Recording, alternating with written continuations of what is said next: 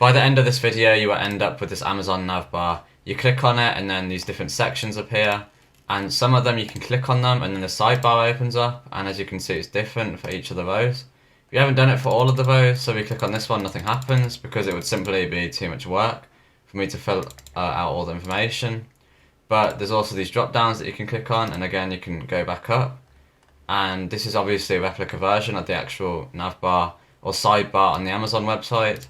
And then you can click X, and as for this, it is essentially just here, so we have something to contrast with this overlay that appears when we click on the sidebar. It doesn't actually have any real practical reason for being, other than it's just here as just content to contrast with the overlay. Now this is actually a revamp of my earlier tutorial, which was it achieved the same results just without any framework. So I just did it in plain vanilla HTML, CSS and JavaScript, but we're not going to do that anymore. We're going to do this in React. And also the data for the sidebar is already pre-generated by me from this API, which you will be able to get access to, and you can click on the link. The link will be posted in the description, and you can look at it, check it out for yourself to see how all this works, how the data is formatted, etc. And the benefit of already having the data set up on an API is that we don't have to hard code in the values ourselves. We can just loop through the data in the API and just generate the components with the data from the API onto the sidebar. So here we are on VS Code in an empty React project, and obviously we just created an app using npx create react app, so we can just delete all this default content. So we'll go here, we can delete this, and we will go to the index, and then we're actually going to link to Font Awesome, which is a icon pack, and we will be using it to do some of the icons on our sidebar. So we'll go to the website, just type it into Google, and then you log into your account if you haven't already, and then you click on the CDN, and now you can just copy this link and we'll paste it into the head. We'll also need to install a dependency called React Transition Group. It will help us with the animations because it gives us access to a state that we can configure for ourselves, and we can define different animations based on whatever value the state currently is. Again, more on this later, but for now we'll just install it.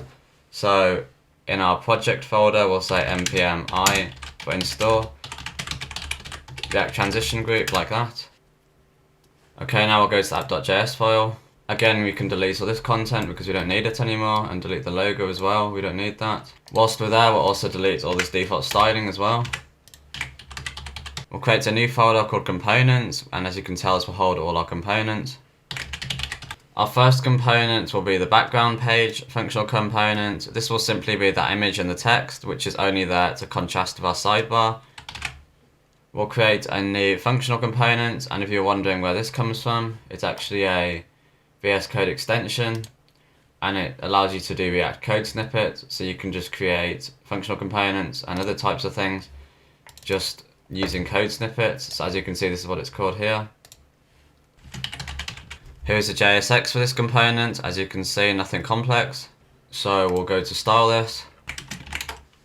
So using this selector, we're selecting all elements, and we are saying all elements should have these properties. And all this does is just stop the elements from behaving in unpredictable ways, and it gives us full control over their positioning. Here's the actual styling for the component. As you can see, its position is absolute. Its origin or top left corner is set to match the top left corner of its container, which in our case is the body of the document. And its width and height is also set to match the viewport. Now, what this will do is simply set the container to take up all the space on the viewport. And the flex direction is column and not row, which is the direction by default. That is because we want the image to be displayed below the text and not to the side of it, which is what would happen if the flex was row. Likewise, all the content is centered on both directions, so it will be the center of the viewport because of these properties here. And the z-index is -100 because we want it to appear below the overlay. And as for the actual image itself, it has a height of auto so that it scales in proportionally. The height will always derive its value from whatever value its width currently is. And then obviously we're going to use it. We'll put it in the app.js file. And then we'll check this out. So run npm start. And as you can see, it's looking good. I don't know if you noticed though that the font is actually not the same as the one that was shown in the demonstration at the start. That is because Amazon actually uses its own font and it's not openly available, so I actually downloaded it here. Again, if you need access to this file, it will be posted in the completed project's GitHub repository. Link will be posted in the description. So its font family is Amazon Ember, which means that we will always refer to this font as Amazon Ember from now on in our styling sheet. And then we use the source property to actually link to the font. Then obviously I'll make everything use the font because that's how it is on the Amazon website. And then we go back, as you can see the font's changed and it's looking good now. We'll create a new component called Hamburger button. If you're wondering what this is here, it's actually called a HTML entity reference. And it gives us access to unique Unicode values that aren't represented on a keyboard. This particular icon actually visually matches the typical hamburger menu. The Unicode value in question is called Triagram for Heaven, and it's just an alternative to using something like an icon. It's display inline block because we want the text to be beside the hamburger icon and not below it, which is what would happen if we left the display to be its default of block. Also notice that we have this onClick property. We want to make it so when we click this hamburger btn, then obviously the sidebar will open. But I'm just mentioning this now, obviously it doesn't do anything at the moment because we haven't even required the hamburger button itself. And so we'll do that in the app.js file. And as you can see, it's here, and our cursor changes to a pointer when we hover over it because of the cursor pointer property that we gave on the styling. And as you can see, it changes well, it's responsive, it's looking good. So now that we've got a way of opening the side nav, we can actually go on to creating the side nav.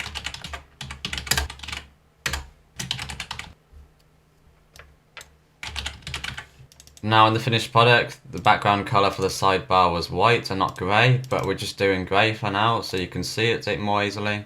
And its position is also fixed, meaning that the sidebar will stay on the screen regardless of our current scroll position.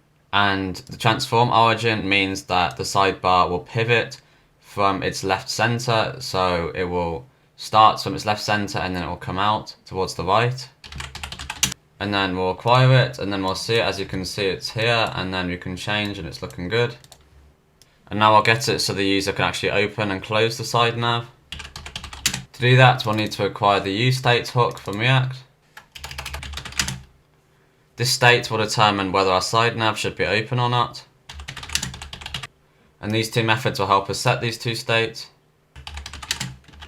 Next, we will import the transition component from that React transition group dependency that we installed earlier. Going back to our styling, well, you've already seen the side nav now, so we can change it back to white. And we'll also set the transform so it's pulled towards the left by 420 pixels, which is roughly its width value, so you won't be able to see it anymore because it's just pulled to the left so much. This animation will move the sidebar out from the left towards the right so we can actually see it now when this animation is played. And the set index here is just so that we can see it when it's animating out. We'll give the hamburger button access to this open nav method. Because remember, it's on click, so when it clicks it will call that method now and it will change the state's value. So as for the transition component, the state that's passed into this in property will determine whether the children of this transition component will be seen or not. As for the state of the transition component, there are 4 states that it can have: entering, entered, exiting, and exited. And the value passed into this timeout property will define the time difference between the entering and entered state and the exiting and exited state. And it's displayed in milliseconds, so currently that's 0.3 seconds. So our animations, both in and out, will essentially last for 0.3 seconds. And as for these last two properties, they make it so the child components will not be rendered by React before the state is set to enter or after the state has finished exiting.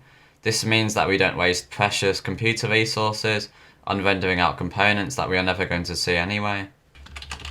Now the transition component doesn't render out normal components. Instead it renders out a function which gets access to its state through this argument. And this function should return all components that we want as children of the transition component. Now in React we can only return one component, and all of the children of this one component has to be wrapped inside. So we'll just write these empty tags here so we don't get an error. So I'll move the side nav inside, and then we'll give it the state through its property, so it can have something to trigger its animations off of. As you can see, we animate elements by changing the value on this style property. If the state property is entering, then we need to trigger the animation, and it just plays forwards and retains its last keyframe.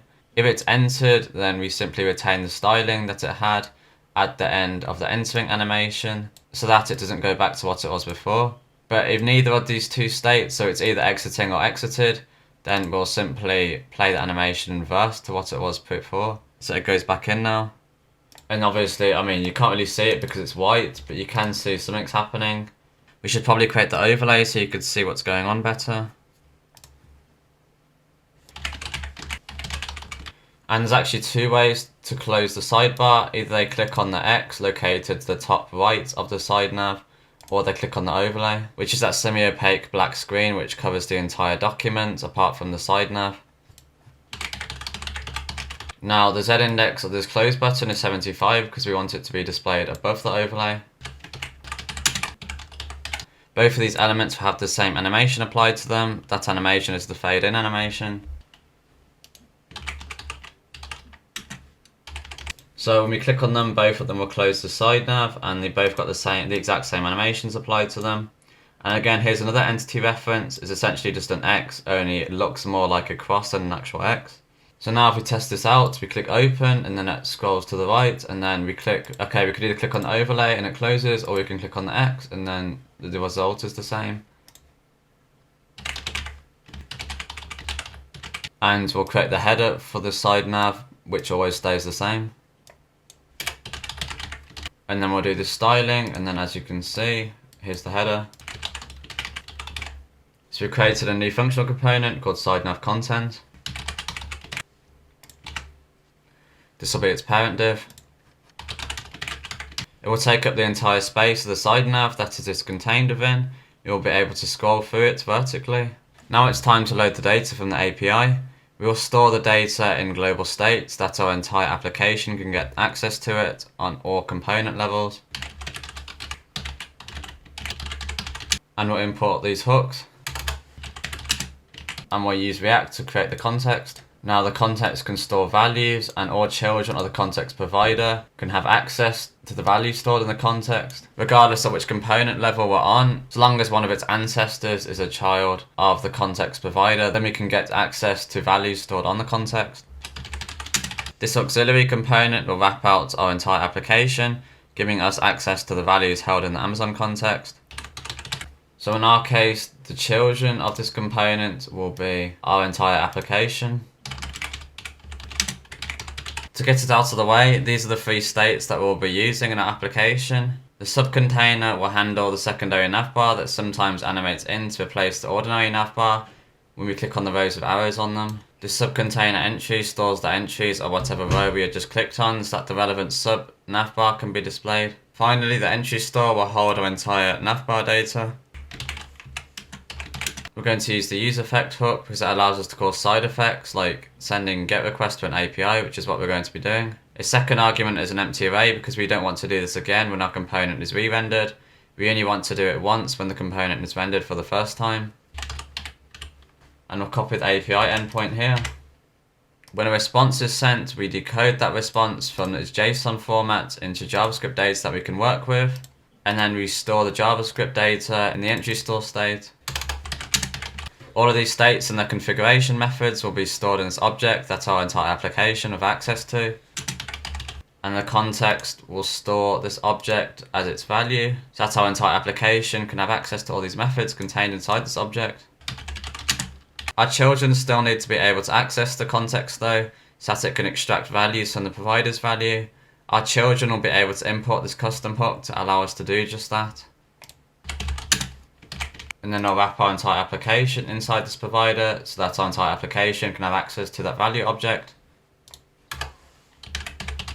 And then importing these Amazon context, and we will extract the empty store state, which remember is stored on that value object. And we will append a new condition so that the sidebar will only open up if we actually have the data from the API, and also if they have clicked on the Hamburger menu to open up the sidebar. Those two conditions have to be met in order for the animation to be triggered.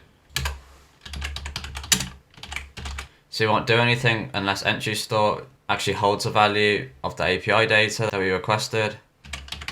Entry store should be an array, and so we can loop through it. We'll use map instead of for each because map has a return value, meaning that we can return JSX components that actually get rendered out, whereas for each can't do this. Each item has their own title. They also have their own individual items which are inside of a nested loop. For now though, we'll just render out the title. And so inside nav, we'll use the component. And so now if we go to application, as you can see we click and we can actually see the different headers. Just not the individual rows though, because they're contained in a nested for loop. And this will be the nested for loop for the individual rows grouped under a title in the side nav. Now if you actually go on the API, there's actually 3 different kinds of sections. And this type field determines the different qualities that they can have. Rows means whether the rows have the arrow, when you click on them it leads to the other subnav, and the drop down determines whether or not it actually has a drop down, or whether it's just individual rows without a drop down. This side nav row component will be if the section in question has those rows with the arrows to the right of them, in which case you'll render out the side nav row component. So as you can see, the text that these rows will be displaying is determined by this text property of the component. So as you can see, the styling will change slightly when we hover over the row. This is to give the user a visual indicator that the thing they're hovering over can be interacted with. Again, not all sections will have rows though. Some of them will just have links without the right facing chevron, and when you click on them they don't actually lead to another submenu, so we'll need to create the styling for those type of rows as well.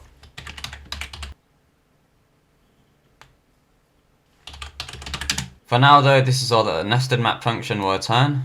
The side nav row component will have a submenu. You pass in the data for the associated submenu as a property to the actual component. As you can see, we use a ternary operator. We either render out the standard links if the section in question isn't a row type, but else we render out the rows with the component that we just created, and it takes in the data that is associated with that row and will be displayed on the secondary side nav when we actually click on one of these rows, and it takes that in as a property. As you can see, we're getting a lot of data now. These aren't working though. The rows are working, but these links aren't. And that is because links actually mess with the default styling, and we need to reset this.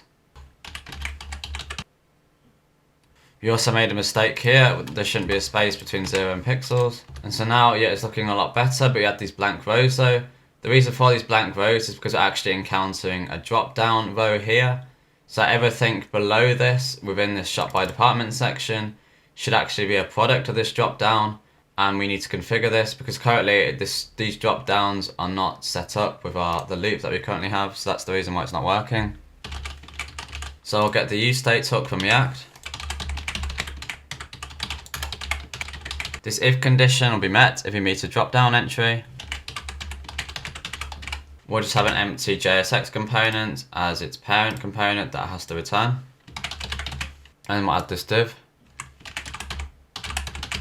And it has a height of 0 because currently the drop down should be collapsed because we haven't actually clicked on the drop down to open it up. And when we do click on it, it will open up to its full height. And we want this to be animated, which is the reason why we give it a transition property. Again, importing the useState hook. This state will configure whether the drop down should be open or not. This variable will change whether the font awesome icon will be pointing downwards or upwards. So it will either be pointing downwards or upwards based on this condition. So when we click on this C or row, that will either open the drop down or close it depending on whether it's open or closed already. And here's the matching styling for that. And again, this is obviously very similar in how it's flexbox to the side nav rows here, because this also has an arrow pointing either up or down and not to the right. We'll only set the state to hold the index at which we have found a drop down row if this state is currently initialized to null. If we didn't do this, then we would trigger an infinite loop. because this gets initialized back to null on every subsequent loop iteration. So every other entry that comes after the drop-down row will now go into the drop-down component through this entries property. We do this by splitting the array with the slice method. The array will be sliced starting on the first item, after the drop-down item and going all the way to the end of the array. And these rows cannot be rendered if the index that we are currently on is currently past the index that we met the drop-down on, because they need to be handled by the drop-down and not just rendered out onto the side nav like they normally would be. And we divide all these sections with a horizontal rule. The only section not to be followed by a horizontal rule is the last one. I put an error here. I didn't spell it right. That's not a capital D there. And we also need to move this closing tag of the side nav row drop down, so it covers all of this content. And so now, as you can see, it's working good. We click on this, yeah, nothing's happening at the moment, but the basic logic is there. This is looking good. Although actually, there is actually a problem. So as you can see, we scroll down, but not all the settings are being shown. And the reason for this is because this container is set to be 100% of this sidebar, but this header is interfering. So it thinks that it's 100%, but it's not actually going all the way down. Solution in the side nav content.js file. We'll just add this div at the end before the closing parent div to give our navbar some padding so that this clipping no longer occurs. And so now, as you can see, the last row is actually being displayed. There's no clipping going on here. So now we're going to actually get the drop downs to open up. So as a child of the drop down container div. And so obviously we have to import the side nav row because we're using it here. And if you go back, obviously it's going to look, because the height's not changing, because there's no animation, so it's not going to look good at the moment. But we will create this animation.